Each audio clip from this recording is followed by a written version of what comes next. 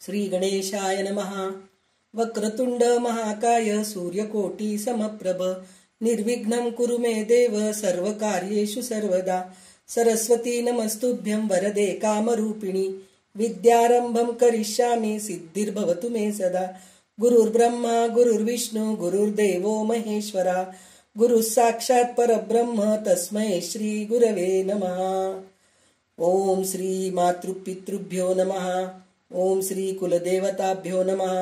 ओम श्री परमात्मने नमः।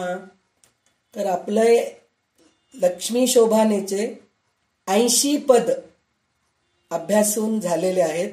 तर आता ह्याच्या पुढचे 20 उरलेले 20 नाही, एकूण 112 आहेत। तर 32 पद उरलेले आहेत। तर आपण त्याच्या पुढचे म्हणजे 81 पासून सुरू करणार आहोत आज अभ्यासाला।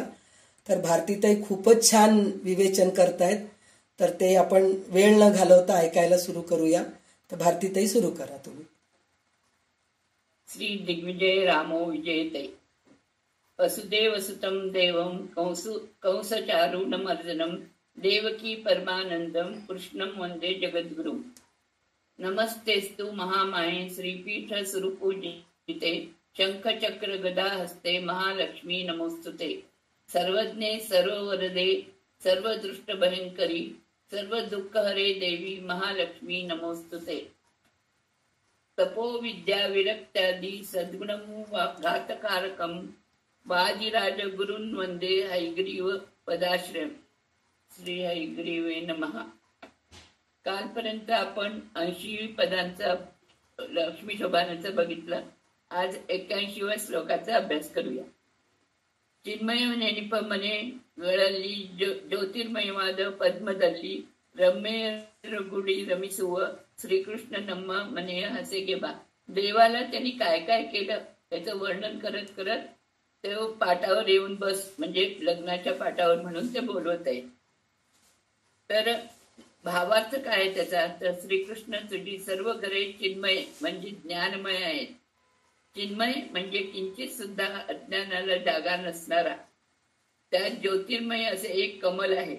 त्या कमळावर तू रमादेवी सगळेत रमणारा आमच्या घरातल्या बोल्यावर येऊन बस। निम्म मनेगळ म्हणजे भगवंताची 3 स्थाने आहेत, वैकुंठ, अनंत आसन आणि श्वेतद्वीप। या सर्वांमध्ये श्री भाग, भूभाग आणि दुर्गा भाग असे 3 भाग आहेत। यात भूभाग आणि दुर्गा भाग प्राकृत नश्वर प्रलय काळात ब्रह्मांड जेव्हा भगवंताच्या उदरात जाते तेव्हा यांचा पण नाश होतो, पण श्री भाग मात्र चिन्मय आहे, त्याला नाश नाही।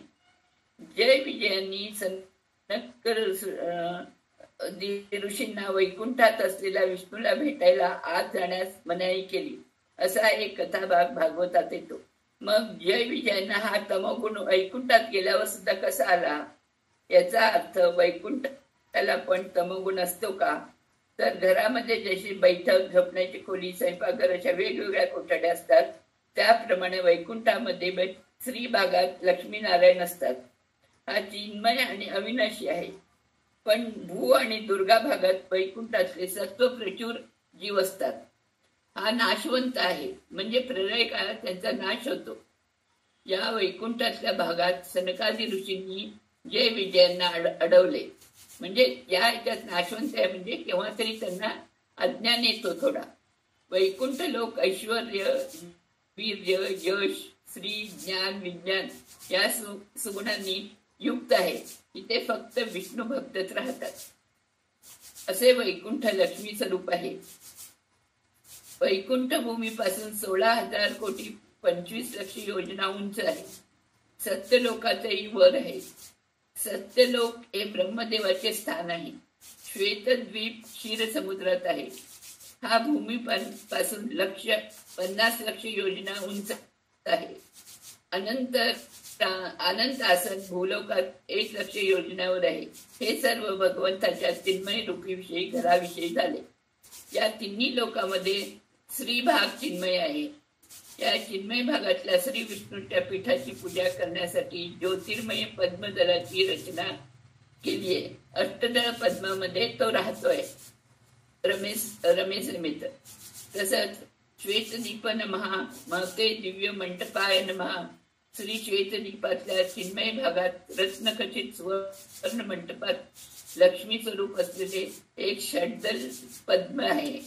या 6 पाकळ्यापैकी पुढच्या 3 पाकळ्या अर्क मंडलाय नमः, ओम सोम मंडलाय नमः, ओम वन्नी मंडलाय नमः अशी सूर्य, चंद्र आणि अग्नीची दळे आहेत.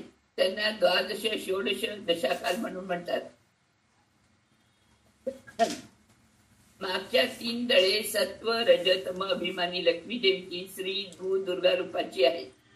या षड्दलांच्या पद्मावर 4 दिशांनी पायऱ्याप्रमाणे आत्मा, अंतरात्मा, परमात्मा आणि ज्ञानात्मा असे श्रीहरीचे 4 रूपे आहेत. या पायावरच ज्योतिर्मय लक्ष्मीचे अष्टदल कमळ आहे.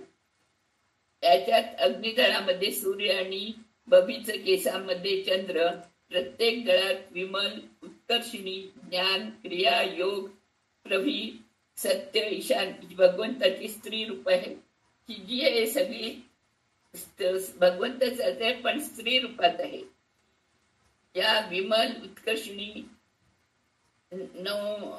इत्यादी विष्णू, रमा, ब्रह्म, वायू, शेष, गरुड या 6 देवतांच्या स्त्री रूपातच तो आहे. त्याच्यात ज्ञान, इच्छा आणि क्रिया ही 3 रूपे आहेत. म्हणजे ज्ञान म्हणजे विमला, इच्छा विमला, क्रिया विमला अशी विष्णूची 3 रूपे आहेत. अशी लक्ष्मी ब्रह्मादी रूपांना सुद्धा 3 रूपे आहेत. एवढंच काय तर 8 दळात असणारे देव छत्र चामर ढवळत असतात. मध्ये असणारी अनुग्रह देवी असते. ह्याची सुद्धा त्याच्याजवळ योगपीठ स्वरूप शेषदेव आहे. यांची सुद्धा बिछाना, उशी आणि पांगडून अशी 3 रूपे आहेत. त्यामध्ये श्री भू दुर्गा रूपाचे सान्निधान आहे. चिन्मय मेनुप मनेली ज्योतिर्मयवाद पद्मदेव म्हणजे रम्य रडुगडी. म्हणजे चिंतन करून वराला बोलावर बोलवल्यास एका अंशाने चिन्मय श्वेतदीप ज्योतिर्मय पद्मरांगेत उभे सन्निध आहेत. म्हणूनच भगवंताची पूजा करताना एका अंशाने श्वेतदीप पद्म सर्व आपल्या हृदय कमलात आवाहन करावे. ज्ञानीजन न चुकता अशी पीठ पूजा करूनच देव पूजा करतात. आपल्या वधूवरांना सुद्धा बोहल्यावर बोलवताना त्यांच्यात श्वेतदीप कमला समेत लक्ष्मीनारायणाचे चिंतन करून बोलवावे. त्याने हरी जसा वैकुंठात असतो तसाच इथे हरी आहे, इथेच वैकुंठ आहे. म्हणून तिरुपती, उडपी यांना सुद्धा भूवैकुंठ म्हणतात. वधूवर आपल्या दाम्पत्य जीवनात लक्ष्मीनारायण प्रमाणे सदा सुखी राहतात. वराला उत्तम घर प्राप्त होते. नाना अवतारली नंबित सुरलिगे आनंद विव कर्णीबा, आनंद विव कर्णीबा श्रीकृष्ण श्री नारायण हसगे बा. श्रीहरीने वेगवेगळे अवतार घेतले असता देवतांनी सुद्धा वेगवेगळे अवतार घेतले. तेव्हा त्या भगवंताच्या अवतार ज्या सुगुणांनी विश्वास ठेवला त्यांना भगवंताने आनंदानं प्रदान केला. अशा करुणामय श्रीकृष्ण लक्ष्मी समेत तू बोहल्यावर ये. भगवंताने वेगवेगळे अवतार धारण केले तेव्हा देवतांनी सुद्धा वेगवेगळे अवतार घेतले. या सुरगणांनी त्यांच्यावर निर्मल भक्ती केली. ते आणि सुस्वभाव असणारे असुर त्यांना करुणापात्र झाले. यांची भक्ती आंधळी नव्हती. बली, प्रल्हाद, विभीषण हे सगळे असुर असले तरी श्रीहरीच्या करुणेस पात्र झाले. भक्ती जशी नवविध आहे तसे द्वेष सुद्धा आचार्यांनी 9 प्रकारे सांगितले आहे. 1. जीव आणि परमात्माचे ऐक्य.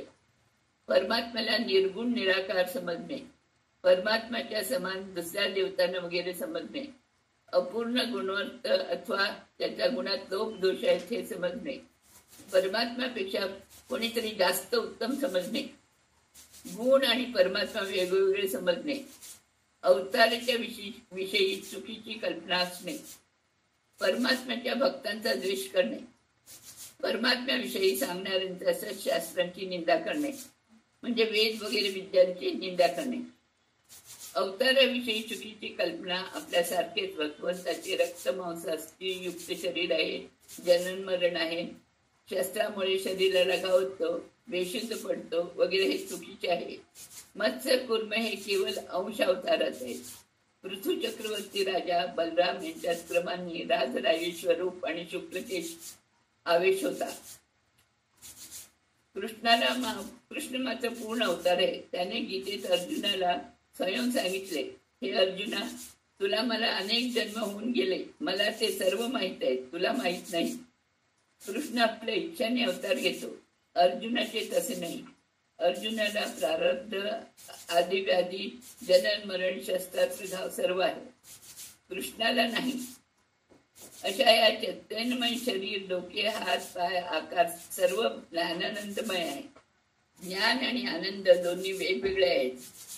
एका जड अंतःकरण परिणाम त्याला आकार नाही. जीवनाला विशेष बलाने आपले स्वानंत शरीर असते. जीवाला स्वरूपभूत शरीर व्यतिरिक्त संसारात प्राकृतिक शरीर असते. मुक्तीमध्ये सुद्धा सत्वमय शरीर असते. वेगवेगळ्या अवतारात म्हणजे स्वरूप आवेश वेगवेगळ्या अवतारात असा अर्थ होतो. स्वरूप अवतारात सुद्धा नारायणाची पंचरूपे, मत्स्यादी दशावतारे, केशवादी आणि संकर्षणादी रूपे, विश्वादी असे सहस्र रूपे असतात. या सर्व रूपात प्रत्येक रूपातील अवयव, गुण, कर्म प्रत्येक रूपातच असतात. उदाहरण, विष्णूचे वाक परशुराम, प्राण नरसिंह, चक्षु कपिल, शिर नारायण, केस कृष्ण, गुण वेदव्यासांची रूपे अनेक रूपे एक होतात. ही त्याची अचिंत्य अद्भुत शक्ती आहे. अशा परमात्मा आपल्या श्रीमंत भूदुर्गा समेत बोल्यावर येण्याची विनंती करत आहेत. बొమ్మన ಮನೆಯಲ್ಲಿ ರನ್ನದ ಪೀಠದಿ ಕುಳಿತ ಒಮ್ಮನದಿ ನೇಹ ಮಾಡುವ ನಿರ್ಮಲ ಪೂಜೆಯೇ ಕೈಗೊಂಬೆ ಶ್ರೀಕೃಷ್ಣಪರ ब्रह्ममूर्तीले हसेगे बा.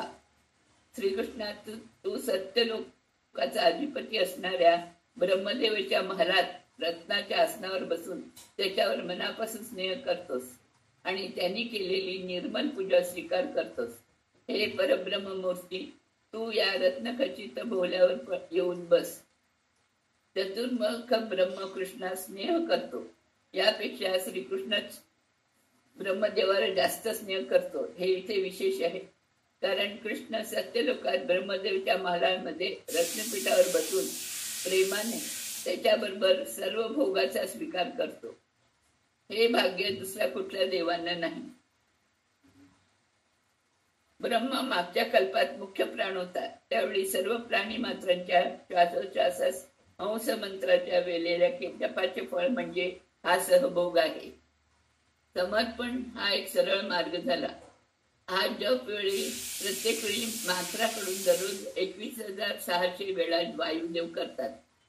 ध्रुवराजांनी वासुदेवाच्या द्वादशाक्षर मंत्राचा फक्त 6 महिने जप करून ध्रुवलोक मिळवला. ब्रह्मदेवाच्या 100 वर्षाच्या आयुष्यभर मुख्य प्राण 14 लोकांच्या 84 लक्ष्मी योजमध्ये जन्मलेल्या सर्व जीवराशीचे श्वास जप करतो. रामायणात हनुमंताने केलेल्या सेवेचे फल म्हणून श्रीरामाने तेव्हाच त्याच्या बरोबर सहभोजन केले. स्नेहाने न मांडता सकार व्यर्थ करून नेह म्हटले आहे. निर्मल पूजा म्हणजे निषिद्ध कर्म सोडून विहित कर्मानेच भगवंताची उपासना करावी. निषिद्ध कर्म करून भगवंताची किती पूजा केली तरी तो प्रसन्न होत नाही. श्रुती स्मृती सांगितलेले नियम भगवंतांची आज्ञा आहे. त्याचे उल्लंघन करणाऱ्यास विष्णू भक्त असला तरी तो भगवंतास प्रिय होत नाही. त्यामुळे त्यांनी केलेली पूजा ही निर्मल पूजा असते. म्हणूनच एकाच भावनेने मनापासून प्रेमाने केलेल्या निर्मल पूजेचा परब्रह्म श्रीकृष्ण स्वीकार करतो. नवरत्न मंडपातल्या बोल्यावर येतो. मुख्य प्राणन मನೆಯಲ್ಲಿ ಭಾರತೀಯಾಗಲಿಕ್ಕೆ ಬಡಿಸದಿ ರಸಾಯನವ ಸಕ್ಕರೆ ಕುಡಿದ ಪಾಯಸ ಸವಿಯುತ್ತ ರಕ್ಕಸ ವೈರಿಯೇ ಹೆದರಿಗೆ ಬಾ शोभाने. म्हणजे मुख्य प्राण मनेली म्हणजे हनुमंताच्या देवाच्या घरात भारती देवी म्हणजे आपला पती मध्वाचार्यांनी समस्त शास्त्राचे मंथन करून काढलेले रसायनशास्त्र आणि साखर मिश्रित पायस सरस्वतीने केलेला भगवंताला वाढत आहे आणि तो त्याचा आस्वाद घेत आहे. हे राक्षसाचा वैरी श्रीहरी, तू या बोहल्यावर ये. श्रीहरी आणि लक्ष्मी देवी यांना झालेली ब्रह्मदेव आणि वायुदेवी जुळी भावंड आहेत. ही ब्रह्मांडाच्या आतली सृष्टी आहे, ब्रह्मांडाच्या बाहेरची नव्हे. या ब्रह्मवायूच्या पत्नी म्हणजे सरस्वती आणि भारती देवी या प्रद्युम्नेच्या जोड्या मुली आहेत. यांचे ब्रह्म वायू यांचे ज्ञान, आनंद, बल, सकल गुण परस्पर समान आहेत. ब्रह्म अन्नाभिमानी तर वायू प्राणाभिमानी आहे. अन्नाशिवाय शरीर वाहते आणि प्राणाशिवाय कुजून जाते. मागच्या पदात ब्रह्मदेवाच्या घरात असे म्हटले, इथे मुख्य प्राणदेवाचे घर म्हणजे हनुमंताच्या घरात म्हटले आहे. म्हणजे ही दोन्ही घरे वेगवेगळी होत नाहीत, हे एकच घरे मानाच्या पायात सहभोजन सांगितले आहे. आचार्य मध्वांनी सर्व शास्त्रांचे मंथन करून काढलेले हे रसायन भारती देवींनी तिच्याशिवाय दुसरे कोण वाढू शकेल, कुणाला किती पचेल हे बायकांना माहीत असते. तिने भगवंताला हे शास्त्र रसायन वाढून जगाला हा प्रतिसाद दिला. मुख्य प्राणाचे घर म्हणून भारती देवी वाढत आहे. सरस्वती अन्न करते तर वरण ब्रह्मदेव, भारती देवी परमान्न तर वायुदेव भक्ष, लक्ष्मी देवी तूप सथा वाढते. हे सर्वजण श्रीहरीला वाढत आहे. भारती देवी बरोबर सरस्वती देवी पण साक्षेप आहे. म्हणूनच साखर आणि दूध मिळून केलेल्या खिरीस पायस म्हणतात. यद्यपि रसायन आणि पायस दोन्ही गोडच असते, तरी पायसाला शिजवावे लागते, रसायनाला नाही. उदाहरण, आमरस शिजवावं लागत नाही. पायस म्हणजे आचार्यांचे प्रमाण ग्रंथ आणि रसायन म्हणजे प्रमेय ग्रंथ. दोन्ही भगवंताचे सर्वोच्च चरण आहे. भारती देवी, सरस्वती देवी भगवंताला वाढत आहेत. पायसात साखर घातली आहे, गुळ नाही. कारण मध्वशास्त्राचे रसायन खाऊन अज्ञान दूर झालेल्या अहंकारूपी चढलेल्या पित्ताचे शमन करण्यासाठी साखरच पाहिजे. आपण भगवंताला समजण्याचा प्रयत्न करावा. आपल्या अज्ञानरूपी राक्षसाचे वैरी व्हावे. या पदाच्या पुनर्वृत्तीने आपल्या शास्त्राचे जीर्ण होण्याचे ज्ञान मिळते. ज्यांना एकत्र कुटुंबाची हौस असते त्यांनी या पदाची आवृत्ती करावी. दाम्पत्य जीवनात परस्परांचे चांगले विचार स्वीकार करण्याचे हृदय वैशाल्य येते. रुद्र न म्हणेली रुद्राणी देवीरू, भद्र मंटपदी कुडलिरली स्वानंदंगळनु बडिसलू कैगोंबे मृदू नरसिंह हसे गेबा. रुद्र आता लक्ष्मी ब्रह्मदेवाचं झालं, नंतर मुख्य प्राणदेव झालं, आता रुद्राच्या घरचं. म्हणजे प्रत्येकाच्या घरी त्याला कसे बोलवत आहे, तो कसं जेवण करतोय त्यांच्या घरी. रुद्रदेवच्या घरी पार्वती देवीने तुला मंगळकर रत्नमंडपात बसून स्वादिष्ट भक्ष भोजादी पदार्थ वाटते, त्याचा तू स्वीकार केलास. अशा या सुंदर नरसिंह अवताराचा आता तू बोल्यावर चढ. तारतम्याप्रमाणे एकमेकांचे घर सांगितले. जेवणाचे आमंत्रण रुद्रदेवाने दिले. वाढणाऱ्या रुद्राणीने भद्रमंडपात श्रीहरीला बसवले आहे. मंडप हा नवरत्नाचाच आहे, परंतु तो रुद्रदेवाकडे असताना भद्रमंडप आणि ब्रह्मदेवाकडे रत्नमंडप. देव कुठल्या रुद्राच्या घरी आला, वासी, स्मशानवासी का कैलासवासी, काशीवासी रुद्र, दिगंबर जटाधारी, भिक्षाने खाणारा, वाघाचे चर्म नेसणारा, तारक मंत्राचा जप करणारा, जे कोणी काशीमध्ये मरतात त्यांच्या कानात जाऊन रामनामाचा जप करणारा, भृगू नारदींना तत्वज्ञानाचा उपदेश देणारा परमहंस संन्यासी आहे. श्री कृष्णाला काय बरे वाढायचे?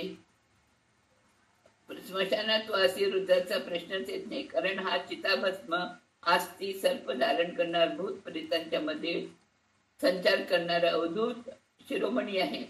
परंतु कैलासवासी रुद्र गृहस्थ आहे. कुबेरचा सखा वामदेव म्हणजे मनमथापेक्षा सुंदर शुक्राचार्यांचा गुरु आहे. सर्व अलंकार भूषित उमादेवीला मांडीवर बसवलेला, भव्य सिंहासनावर बसणारा, अर्धचंद्र चिके धारण करणारा, इंद्रादी देवांना अनुग्रह करणारा, सौंदर्यमूर्ती असा आदर्शग्रस्त असणारा रुद्राचा भर मंडपात श्रीहरीला बसून उमेकडून जेवण वाटतो. मनोभिमानी शिव अग्निभिमानी पण आहे, अन्नाभिमानी पण आहे. पार्वती तर अन्नपूर्णाच. रुद्रदेव मनोभिमानी, मनावर पूर्ण त्याचे आधिपत्य आहे. मन हे त्याचे घर आहे.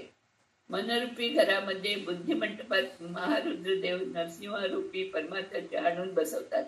अशा या भगवंताला रुद्राणी देवी स्वादिष्ट अन्न वाटते. हे अन्न वाढते, खाल्ल्याने रोग होत नाही, कारण रुद्राणी त्यांची पत्नी हे जेवण जेवल्याने रोग जातात. मन हे घर, बुद्धी मंडप, तिथे भगवंत जेवायला बसतात. वाढणारी पार्वती भक्ष्य भोज्य लेह चेष्य अशा चारही प्रकारचे जेवण वाढत आहे. बुद्धिरूपी मंडप भरल्यावर प्रश्नरूपी लेह्याचा उत्तररूपी चोष्य भगवंत विषयी निरूपण करण्यावरील दाखले आहे. इथे नरसिंह देवाला आव्हानित केले आहे, कारण रुद्रदेवाला नरसिंहरूपी परमात्म्याचे परिचित रूप आहे. जसे इंद्राला वामन, कुबेराला कल्की, यमाला राम, वरुणाला मत्स्य, रुद्रांतर्गत नरसिंहदेव भीती घालवतो याला सुंदर म्हटले आहे. कारण असुरांना तो उग्र आहे, तर भक्तांना सुंदर प्रेमळ आहे. रुद्रदेवाला प्रेमळ हिरण्यकशिपूला उग्र रूप दाखवत तू हसे गे बा म्हणून, म्हणजे पाठावर ये म्हणून तो बोलवतोय. मनरूपी बुद्धिमानी मंडपामध्ये दुष्ट शक्तीचा प्रयोग होत नाही.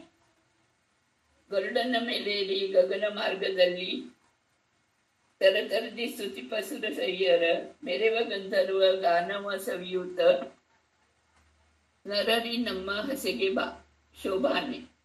गरुड वाहनावर अंतरिक्षामध्ये विहार करणाऱ्या, तिथे वेगवेगळ्या देवता स्त्रियांनी आणि देव गंधर्वांनी केलेल्या गायनाचा आस्वाद घेणारा हे पुरुषोत्तमा, तू आता बोल्यावर ये. गरुड शेष रुद्र हे तारतम्याने समान, म्हणजे एकाच कक्षेतले आहे.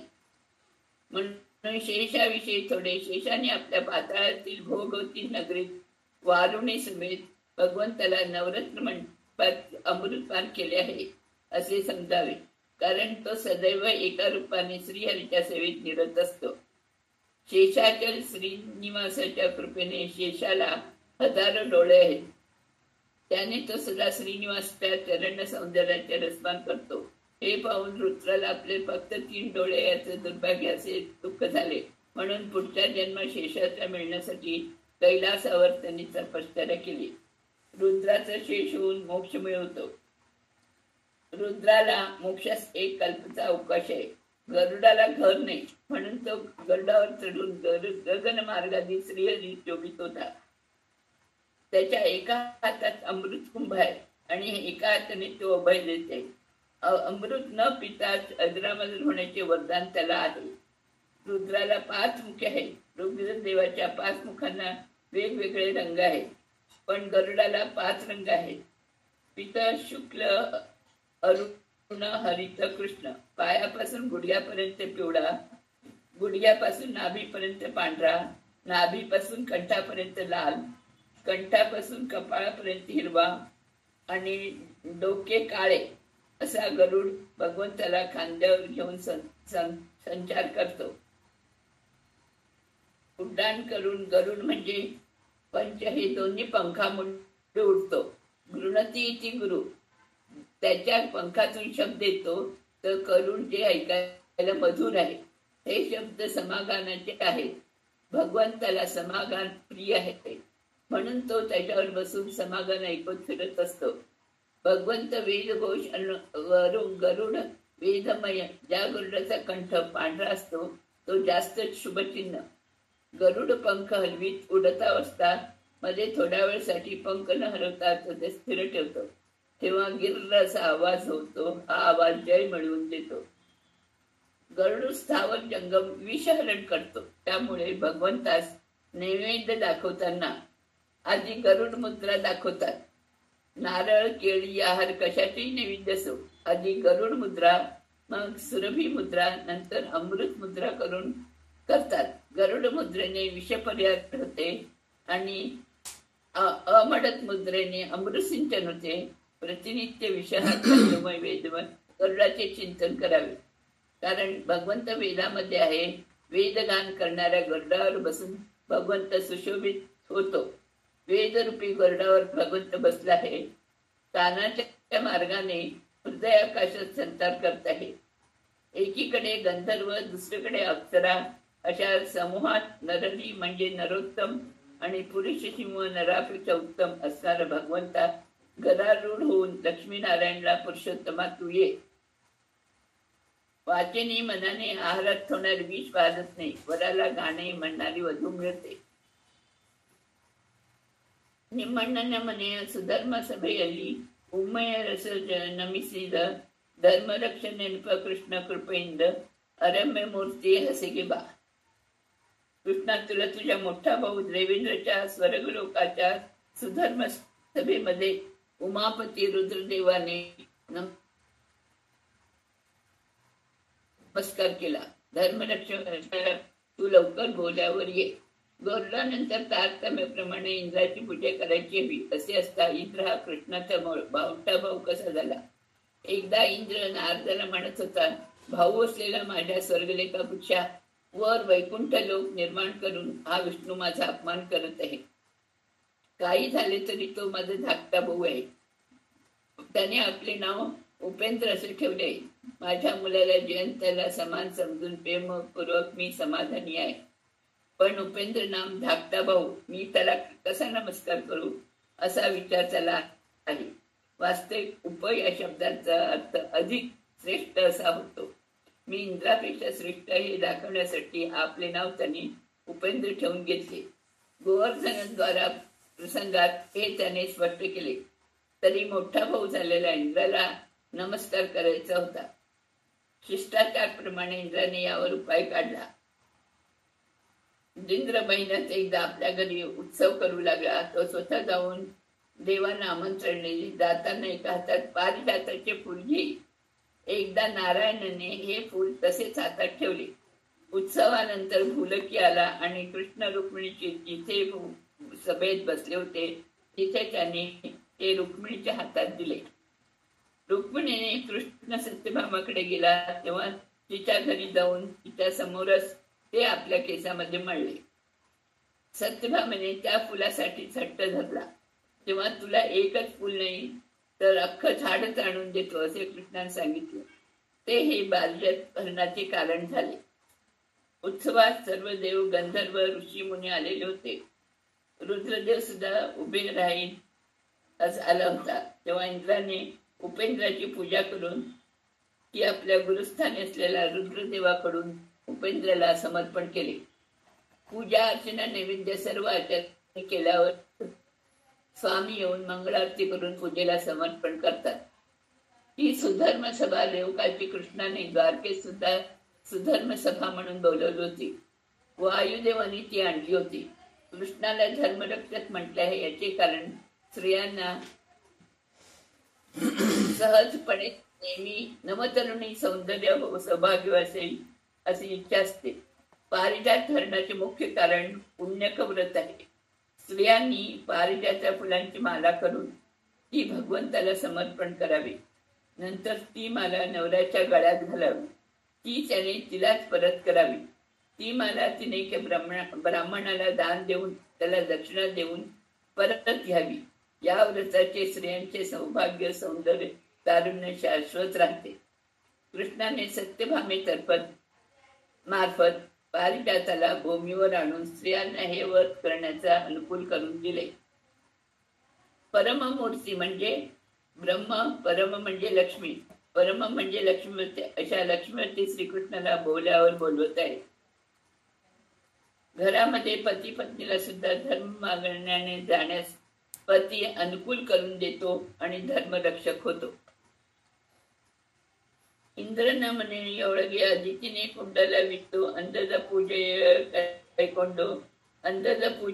ಕೈಕೊಂಡು ಸುರತರ ಇಂದ್ರೇ निमित्त हरिये हसेगे बा.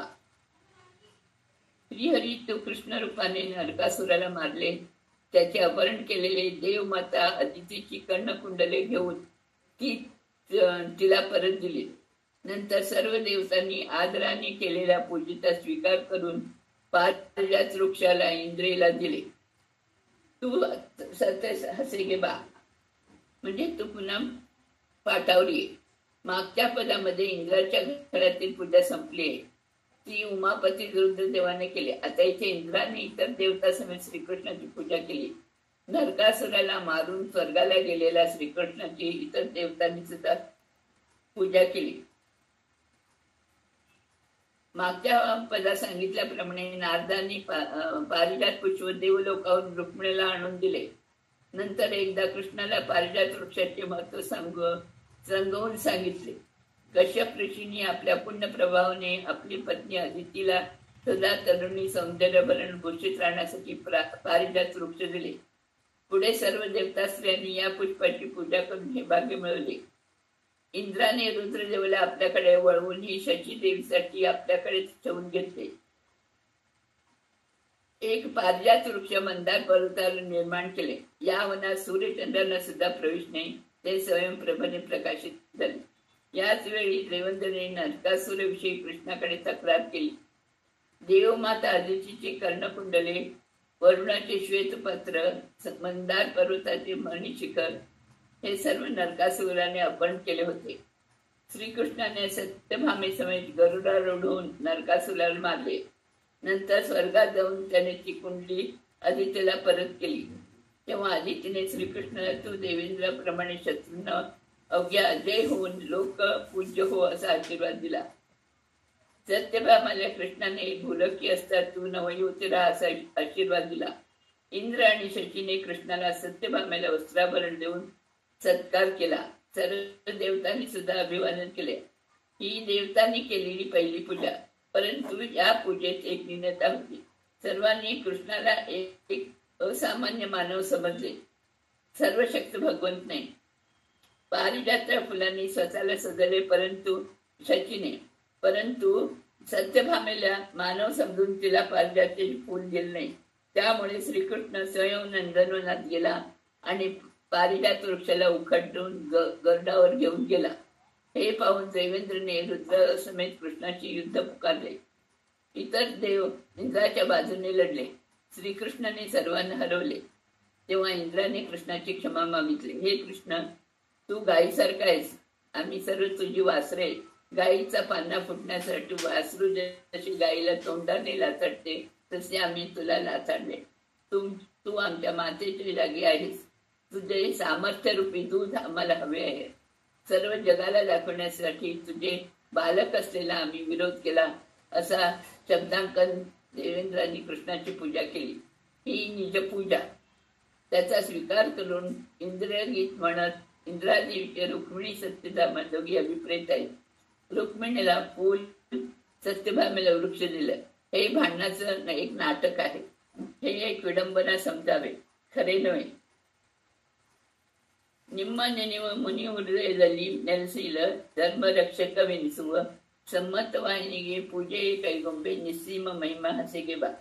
सूर्यने जे तुझे ध्यान करतात अशा ऋषीमुनींच्या हृदयामध्ये तू नेहमी वास करतोस आणि धर्मरक्षक म्हणून घेतोस. हे अपार महिमा असणाऱ्या भगवंत, मुनिजनांनी केलेली पूजा तुला मान्य असल्याने तू त्याचा स्वीकार करून बोलावर चढ. आतापर्यंत देवतांचे सगळ्यांची पूजा झाली. आता ऋषी मुनी पूजा पाहूया. मुनींनी उपासना ध्यानमय असते. श्रीहरीला ती पूजा संमत आहे. जीवाचे अनादी स्वरूप योजना वेगवेगळी असल्याने त्यांचे परमात्म्याच्या साक्षात्काराने साधना होते. हृदयाच्या आत बाहेर बिंबमूर्तीची उपासना केल्याने साक्षात्कार होते. ऋषोत प्रकाश ऋषीमुनींनी श्रावण उपासना आहे. प्रतिभेपासून बिंब स्वरूप समजून घ्यायचे. विशेष ध्यानामुळे हृदयामध्ये बिंब साक्षात्कार व्हावा लागतो. हे प्रतिमेवर अवलंबून ध्यान योगी त्यांना अपरोक्षासाठी ध्यान हेच महत्व आहे. हे समजण्यासाठी निम्म नेनेव मुनी हृदय झाली असे म्हणतात. कर्मयोगी चक्रवर्ती राजांना थोड्या श्रवणाने प्रतिमेपासून बिंब स्वरूप समजते. हे यज्ञ यागादी कर्म भक्तिपूर्वक करतात. तेव्हा यज्ञात हवीरभाग घालताना त्याचा स्वीकार करण्यास बिंबरूपी परमात्म्यात प्रकट होतं. पण आपण मानव मनुष्योत्तमांना प्रतिमा आणि अग्नीमध्ये बिंब दर्शन होते. त्यांची प्रतिमा अत्यल्प आहे. त्यांना सदा श्रवण मनन निधिध्यास पाहिजे. ब्राह्मोपासक मानवाने सुद्धा ऊर्जामध्ये थोडी तरी बिंबोपासना करायला पाहिजे. साधकांच्या धर्मरक्षणासाठी हे सर्व नाही तर ते सुद्धा पूर्णानंद जाईल. त्याला कशाचे काय? एखादे दारिद्र्याने केलेली मानस पूजा सुद्धा तो स्वीकार करतो.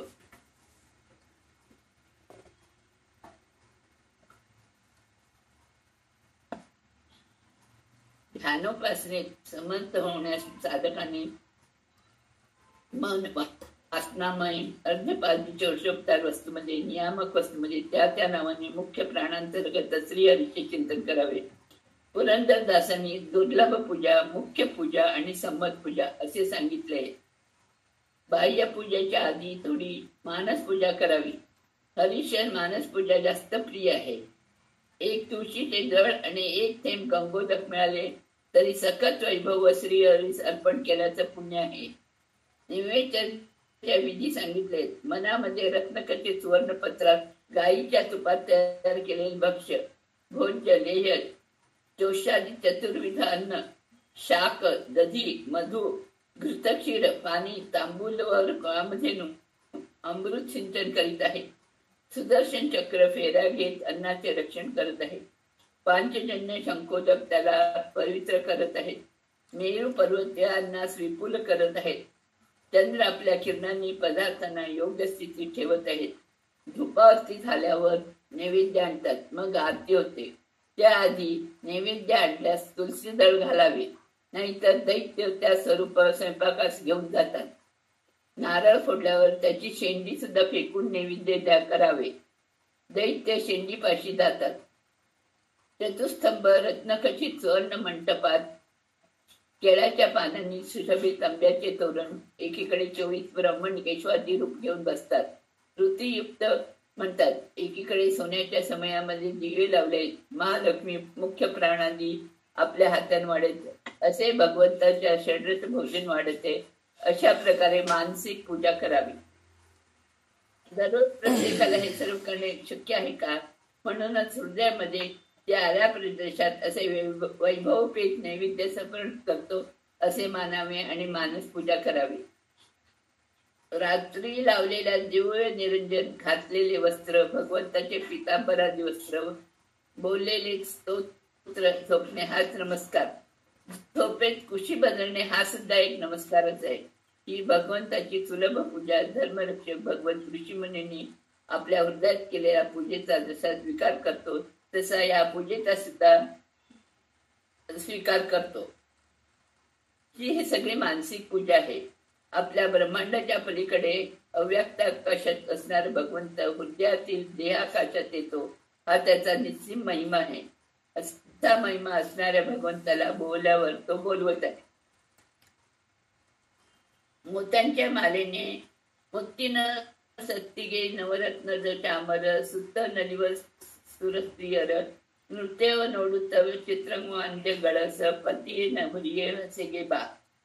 मोत्यांच्या मालेने अलंकृत श्वेतछत्र, नवरत्नाने खचित चामरी आणि सभोवती नाच करणाऱ्या देवता स्त्रिया, वेगवेगळ्या वाद्यांच्या ध्वनीमध्ये वैभव पेत श्रीहरी तू बोहल्यावर ये.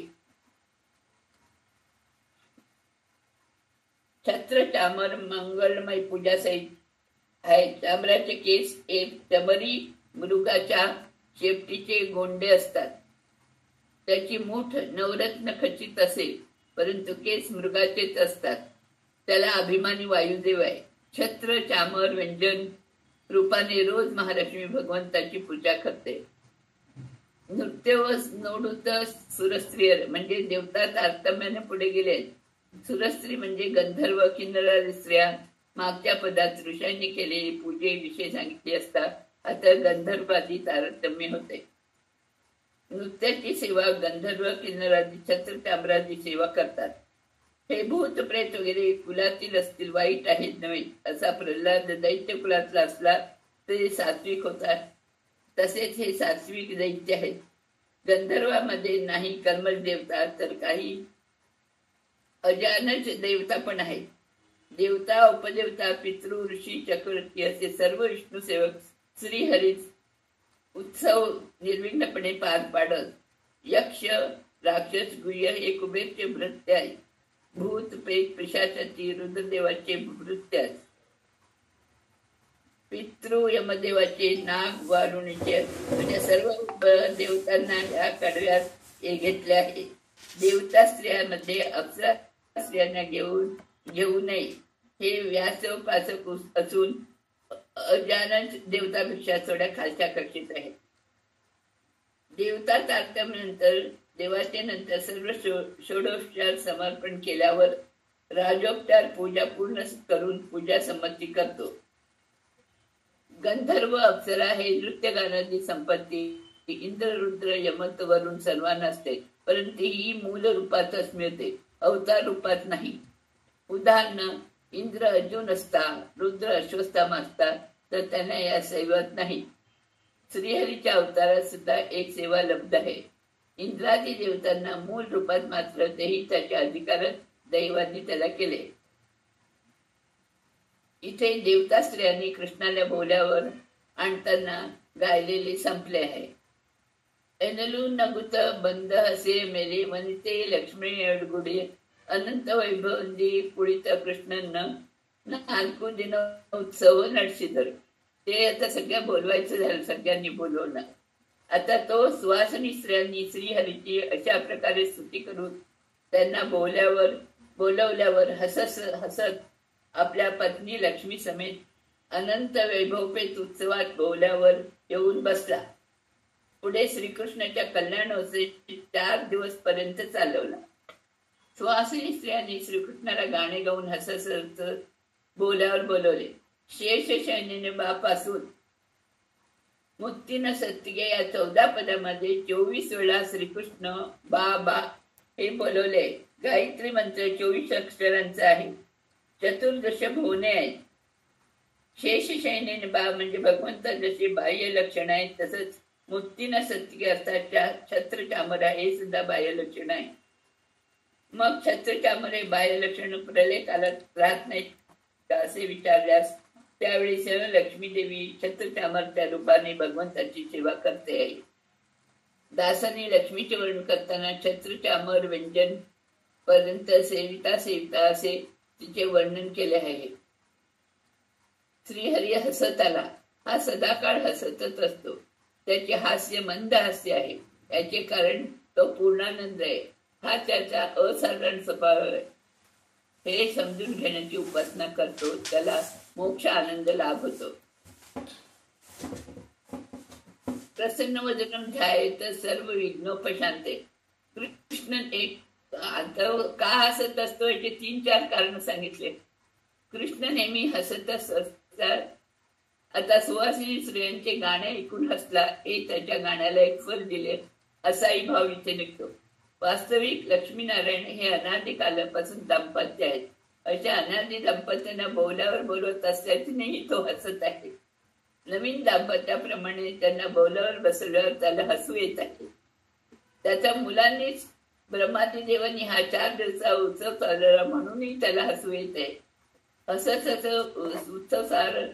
उत्सव केला म्हणजे आनंदाने उत्सुकतेचा अर्थ असा होतो.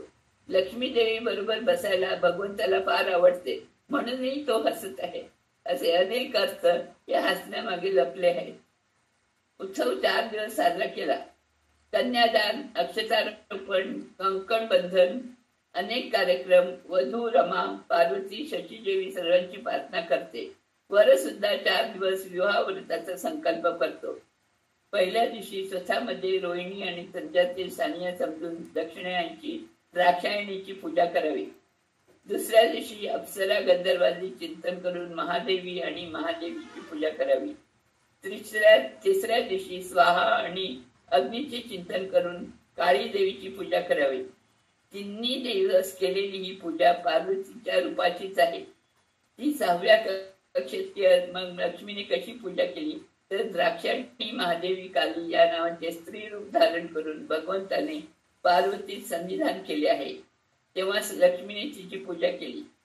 चौथ्या दिवशी स्वतःला मानव समजायचे, शंकराची पूजा करावी. लग्न करून दाम्पत्य जीवनात त्याने सुख प्राप्त केले. 4 दिवस ब्रह्मचर्या, अक्षतारोपण, भोजन, अध्यशन आणि ब्राह्मण आराधना हे वराने करायचे आहे. विष्णू कोणालाही नमस्कार करत नाही, त्याने व्रताचरण करायचे आहे. सुलभ पूजेत मागच्या पदार्थ जसे भगवंत पूजेच्या साहित्यात त्या त्या आकाराने त्यांच्या नावाने असतो, इथे पार्वतीच्या नावाने स्त्री रूप घेऊन आहे. दुसऱ्या दिवशी मंगळसूत्र बंधन आहे. मुहूर्त कन्यादानाचा असता. बायकोचे मंगळसूत्र जसे लग्न सूचक आहे तसे पुरुषांनी नाकात धागा घालावा, डोक्यावर तिलक लावावा. कस्तुरी तिलकम ललाट पटले वृक्षस्थले कौस्तुभम नासग्रे वर मौतिकम असे कृष्णाचे वर्णन आहे. नाकात मणी घालायचा आहे. यज्ञोपवीतही 2 घालायची आहे. कसोटे बांधायचे आहे. पुरुषांची लग्न झालेली ही चिन्हे आहे. ब्रह्मचारी 1 यज्ञोपवीत, अजिन, दंड, कमंडल, भिक्षापत्र, मेखली लक्षणे आहेत. गृहस्थाला ब्रह्मचारी अन्न ब्रह्मचारी गृहस्थ वेशात पाहिले तर सचैल स्नान करावे. सर्व मंगळकारक वस्तू नेहमी वधूवरांनी धारण कराव्यात. पती पत्नीला कुठल्याही अडचणीत साथ देते, त्याला कष्ट कालातून ओढून बाहेर आणते. उत्तर अत्तेरे निप गंगे यमुने सरस्वती भारती मधलाद सुरस्त्रियरू मुक्ती नक्षत्रेनु शोभन जनुत मूर्ती ओळगे तळीधरू. म्हणजे श्रीहरी सासू म्हणून घेणाऱ्या गंगा, यमुना, सरस्वती, भारती इत्यादी देवताश्रयांनी आपल्या प्रिय जावयांचे मंगल हो असे म्हणत मोत्यांच्या अक्षता घातल्या. समुद्राची मुलगी लक्ष्मीदेवी बरोबर श्रीहरीचे लग्न आहे. मग त्याच्या पत्नी गंगा, यमुना, सरस्वती, भारती या नद्या पण त्याच्या सासू म्हणून घेतात. प्रत्यक्षात त्या सासूच आहेत, कारण श्रीहरीला प्राकृत शरीर नाही, तो प्राकृतपणे जमलेला नाही.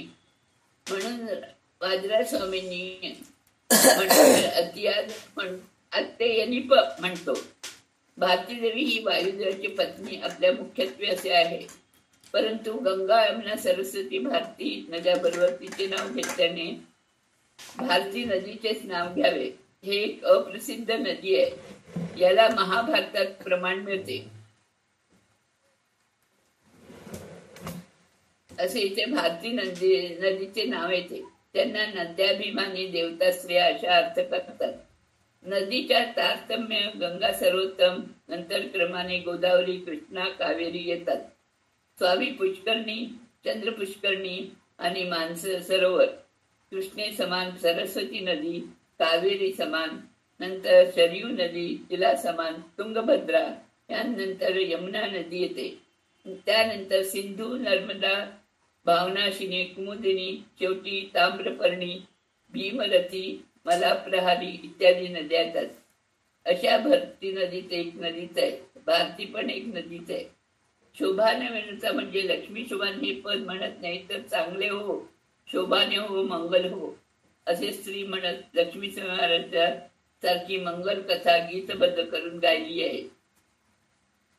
आता मोत्याच्या अक्षता घातल्या असे म्हटले म्हणजे मोती पांढरे असतात आणि अक्षता लाल हे कसे? अक्षता या लालच असाव्यात, परंतु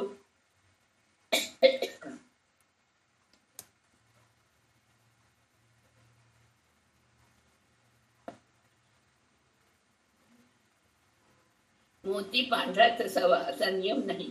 मोती त्यावेळेला पांढरा, लाल, पिवळा, निळा असा रंगीतही असतात.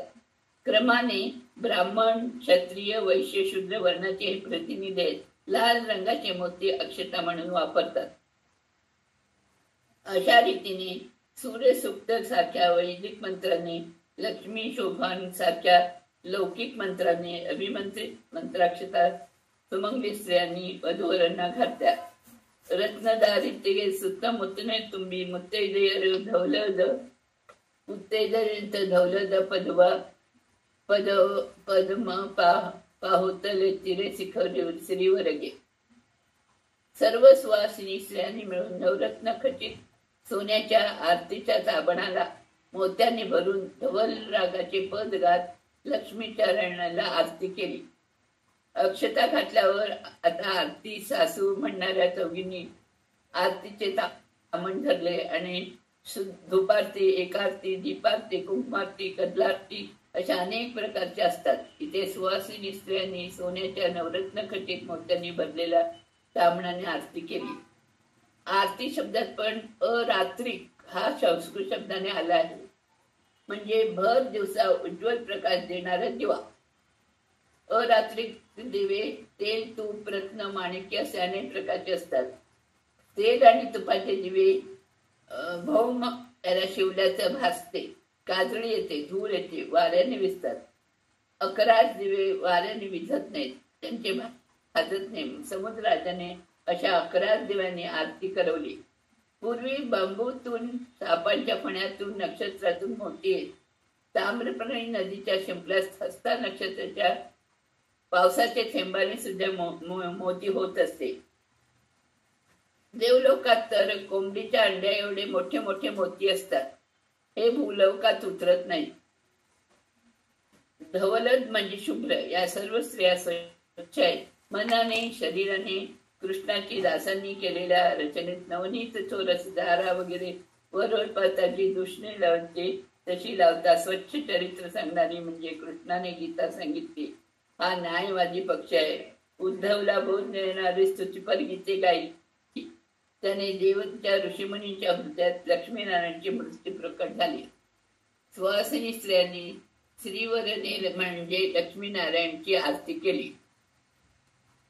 बొమ్మత నర్సి కూడా ಬಂದಿರಿತು ಮೇರಸನ ಮಿಸಿದ ಅಮ್ಮಿಯ ರಸು ಬಗೆ ಬಗೆಯ ಉಡುಗೊರೆಗಳ ರಮ್ಮೆಯ ರसे सालिसिದರು. म्हणजे चतुर्मुख ब्रह्म आपल्या राणी समेत तसेच पार्वतीपती रुद्रदेवांनी येऊन वधूवर म्हणून बसलेल्या लक्ष्मीनारायणांना नमस्कार केला. इंद्राने सर्व देवांनी पत्नी समेत येऊन नमस्कार केला. शेवटी सर्वांनी रमादेवीच्या पती नारायणाला वेगवेगळ्या प्रकारचे आहेर दिले. मागच्या दोन्ही पदात आरक्षता सांगितले. दुसऱ्या दिवशी मंगळसूत्र बांधल्यावर त्यानंतर सप्तपदी शास्त्र, अरुंधती दर्शन, लाजा होम, फुलांनी चेंडू करून खेळ उठणे, शेवटी आहेरचा कार्यक्रम. मंगळसूत्र बांधल्यावर अरुंधती दर्शनापर्यंत वधूने मौन व्रत धारण करावे. लाजा होमात आहुती देणाऱ्या अधिकारवराला लाजा होमानंतर येते. देवपूजेनंतर वैष्णदेवाचा अधिकार सुद्धा लग्नानंतरच येतो. परंतु संस्कार करून आर्य मिश्रित आहुती घातले की दाम्पत्य प्रेम मिळते. सकल पुरुषार्थासाठी प्रजापती अश्वित घालून वर वधूचे पाणी ग्रहण करतो. नंतर लाजा होम वधूचा हात धरून आर्यमग्नीत लाह्यांची आहुती घालून तिच्याबरोबर चालत पूर्ण कुंभ समेत अग्नीला प्रदक्षिणे घालाव्यात. तेव्हा तिला सांगावे, मी राम तू ताल, मी भूमी तू आकाश. आपण दोघांनी विवाह करून एक होऊया, संतती प्राप्त करूया, परस्पर प्रेमात 100 वर्षे जगूया. त्याला परिणय म्हणतात. म्हणजे वधू बरोबर अशी अग्नी प्रदक्षिणा करणे. विवाह म्हणजे नवरा बायकोनी प्रेमाने एकरूप होणे. प्रदक्षिणा झाल्यावर अग्नीच्या उत्तरेकडे एका शिलेवर वधूला उभी करावी आणि तिला तू तुझे मन शिलेप्रमाणे घट्ट कर. माझ्या जीवनात समस्या आल्या असता तुझे मन घट्ट असू दे, तुझे शरीर घट्ट असो असे सांगितले. असे पुषग्नी लाजाहुती द्यावी. नंतर 7 तांदळाच्या राशी कराव्यात. त्यांना सप्तपदी म्हणतात. ही 7 पावले म्हणजे अन्न, बल, संपत्ती, प्रणय, सुख, संतती, अनुकूल व्रत, सख्य या 7 अभिष्टासाठी असतात. उजवा पाय आधी ठेवून नंतर डाव्या पाय त्या तांदळाच्या राशीवर ठेवावा. अशी 7 पावले वधूवरांनी एकत्र चालायची आहे. अन्नामुळे दैहिक आणि मानसिक मनोबल दोन्ही येते. मेल्यावर सुद्धा अन्न लागते. पुढचे जीवन चालायच्या संपत्ती हवी. दाम्पत्य जीवनात प्रणय सुख हवे. नंतर प्रणय म्हणजे संचार, जीवन यात्रा विवाह नंतर सुरू होतो. अरुंधती दर्शन ही वशिष्ठांची बायको आहे. कपिल परमात्म्याची धाकटी बहीण आहे.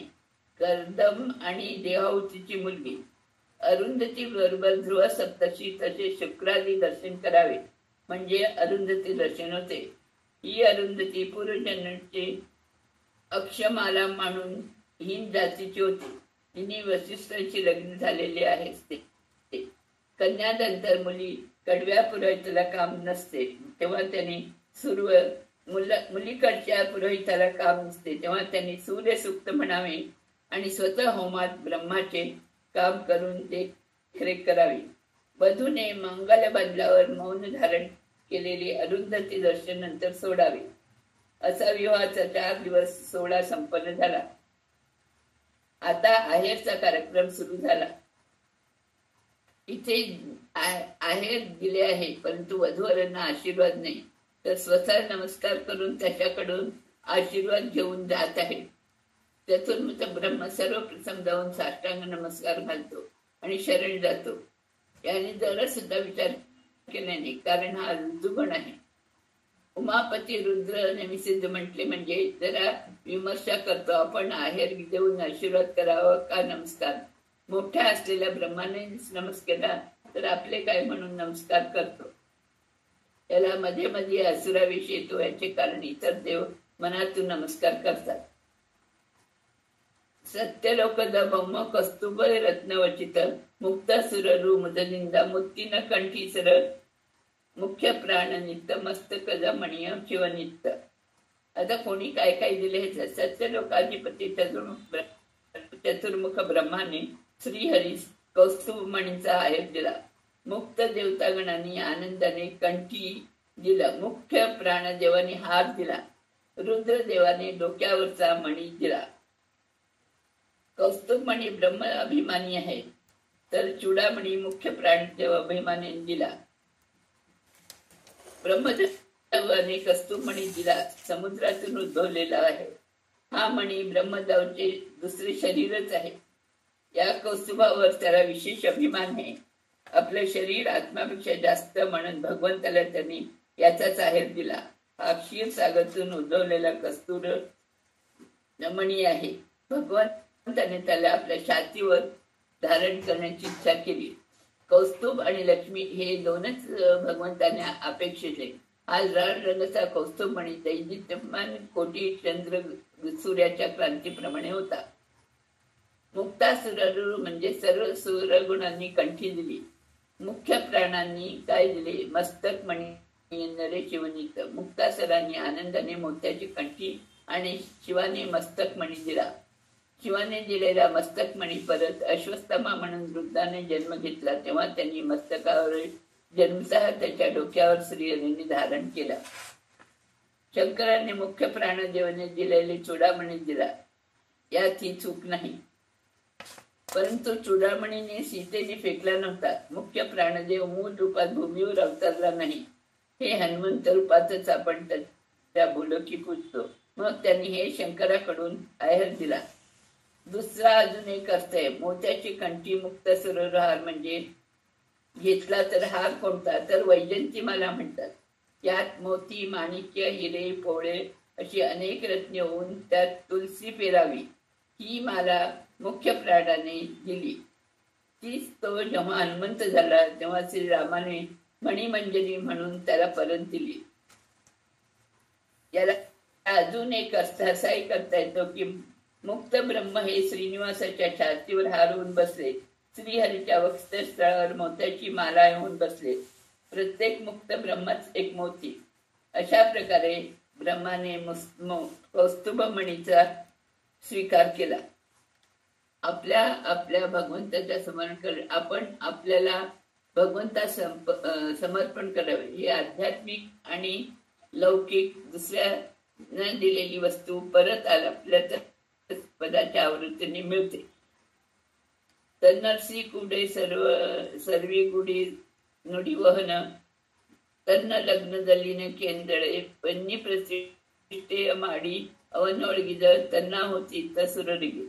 स्वतःच्या राणी बरोबर प्रेमाच्या 4 गोष्टी बोलत असता आपल्या मुखात असणारा अग्नी खराब बिघडू नये म्हणून श्रीहरीने अग्नीची प्रतिष्ठापना करून त्या अग्नी स्वतःचा प्रवेश केला आणि स्वतःला दिलेली आहुती इतर देवतांना दिली. श्रीहरीचे बोलणे अमृताप्रमाणे आहे.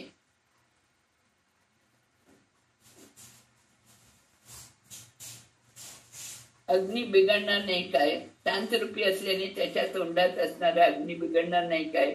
कारण अग्नीचा स्वभाव धगधगणार आहे. श्रीहरीने अमृतमयी त्याच्या संपर्काने शांत करणार. त्यामुळे अग्नीला तोंडात ठेवून बोलता येणार नाही, यासाठी अग्नीला बाहेर काढून त्याची प्रतिष्ठापना केली. बाहेर सुद्धा सर्वत्र पाणीच होते, कारण श्रीहरी सध्या साधण्यास घरी समुद्रात आहे. तिथे अग्नी पेटेना. विवाहाला आलेल्यांना पाक सिद्ध व्हायला पाहिजे होते. त्यामुळे आपल्या अचिंत्य शक्तीने त्याला स्थिर ठेवले. त्यामुळे तो बिघडला नाही. मागच्या पदामध्ये आहेरचा कार्यक्रम सांगितला. याच्या आधी अग्नी प्रतिष्ठा करून पाणी ग्रहण होम, लाजा होम, नंतर उपासना होम, गृहप्रवेश होम हे सर्व होम श्रीहरीने केले. हे संक्षिप्तपणे सांगितले कारण नारायण यज्ञभूत यज्ञपुरुष आहे. तरीही स्वतःचे होम करून देवतांना आहुती देत आहे. मूल रूपात नाही, अवतारात त्याने लोकशिक्षण दिले. कृतयुगात देवतांनी विचार केला सर्वत्र हरीची आराधना होत आहे. हे राहिले तर पुढे व्यापार कलियुगात होणार नाही.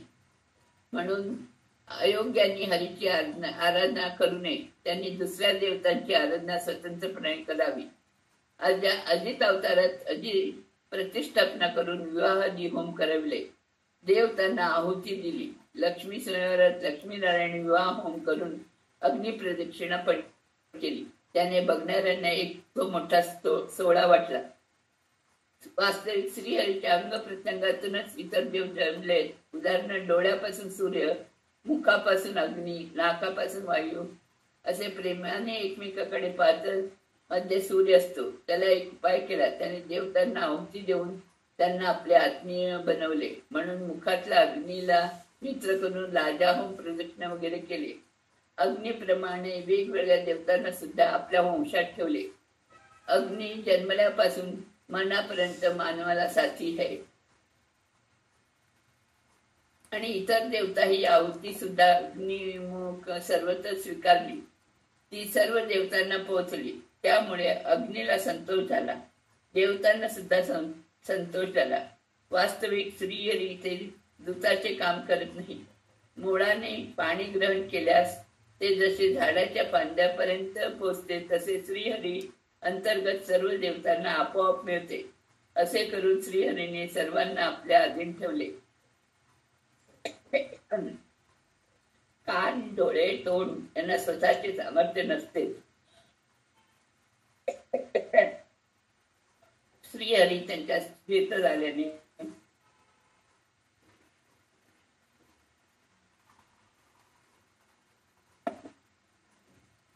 कार्यवत होता. हे सर्व रमादेवी बरोबर एकांत मिळण्यासाठी तो करतो. म्हणजे रमादेवी किती अनुराग हरित आहे हे समजून घेते.